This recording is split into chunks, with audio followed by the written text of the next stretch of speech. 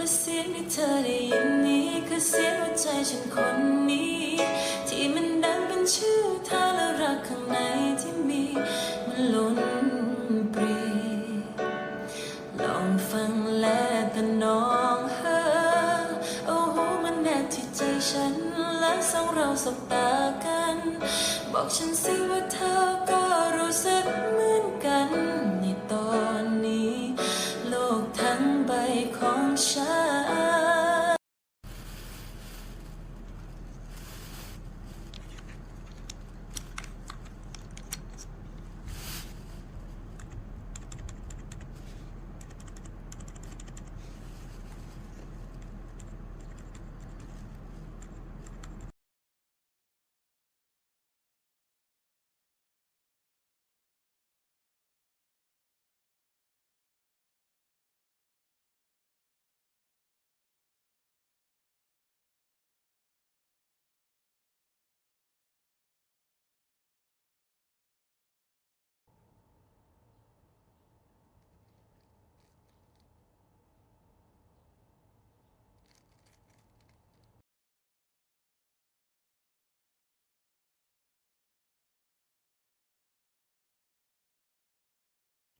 ในการที่จะพยุงตัวและช่วยเหลือคนในน้ำมีค่อนข้างสูงตอนนี้ทางด้าน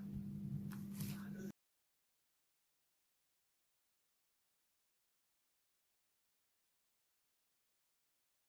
เลือกเอาแล้วกันคงไม่มีใครบ้าไปแห่ตอนเที่ยงหรอกไอ้สัตว์แดดร้อนขนาดนั้น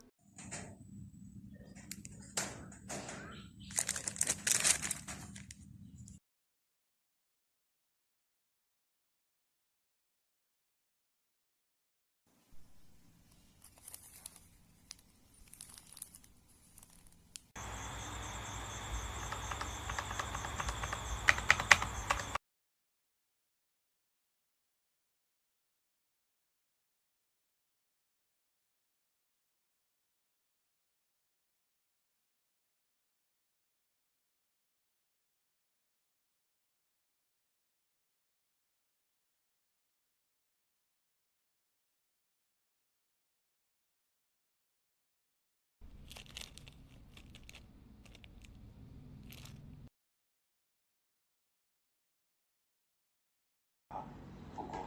须得征求你的同意。我同意。